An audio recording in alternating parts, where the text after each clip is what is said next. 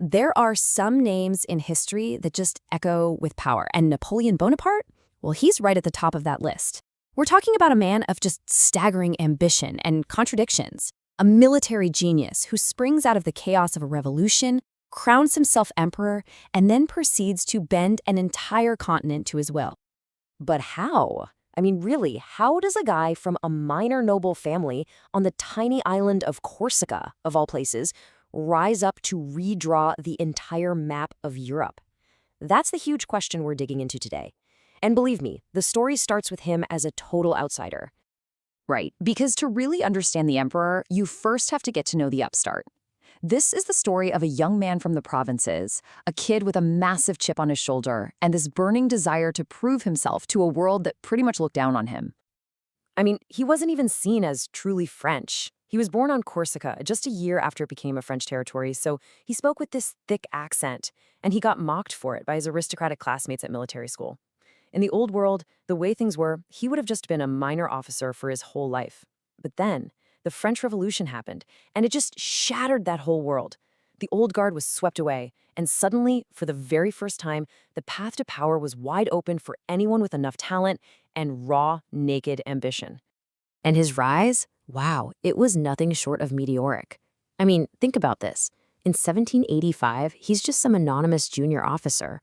But by 1793, after this masterful display of artillery tactics at the Siege of Toulon, he's a brigadier general at the age of 24. And just 6 years after that, through pure political maneuvering, he becomes the most powerful man in all of France. It's one of the most incredible climbs to power in all of history. So, with France now firmly in his grasp, Napoleon's ambition just exploded. He didn't just want to rule a nation, no, he saw himself as a modern-day Caesar, someone who was destined to forge a new Roman Empire right across Europe. First, back in 1799, he pulls off this coup and becomes first consul. But that wasn't enough for him. Then, in 1804, in this moment of just supreme audacity, he invites the Pope to his coronation, only to take the crown right out of the Pope's hands and place it on his own head. The message couldn't have been clearer. My power comes from me and me alone. The French Republic was officially dead. The French Empire was born. His mindset during this whole period was just one of absolute, unwavering self-belief. It's perfectly captured in his own famous words. The word impossible is not in my dictionary. For Napoleon, there just were no obstacles that willpower, strategy, and pure guts couldn't overcome. And for more than a decade, he was right. The results were just staggering. His Grande Armée marched across the continent, shattering these ancient monarchies that had ruled Europe for centuries. Victories like the one at Austerlitz in 1805, they're still studied today as perfect models of tactical genius. At its peak, his empire stretched all the way from Spain to Poland. He was putting his family members on foreign thrones, tearing up old borders, fundamentally changing the political map of Europe forever. But here's the thing, Napoleon's legacy isn't just about conquest. You could argue that his most enduring achievement wasn't on the battlefield at all, but in the law books. See, before him, French law was a total mess, a chaotic patchwork of old feudal rules and local customs that were different from town to town. It was madness. Napoleon demanded order, so he put experts to work creating a single, rational legal system for the entire country. The result was the Napoleonic Code, and its influence was so massive that it became the basis for legal systems all over Europe, Latin America, and even in parts of the Middle East. And the principles at its core, they were truly revolutionary for the time. Equality for all citizens before the law, freedom of religion, the end of special privileges for nobles, the idea that your career should be based on your talent, not your family name. He basically took the most radical ideas of the French Revolution and cemented them into law, creating a modern system for a totally new era.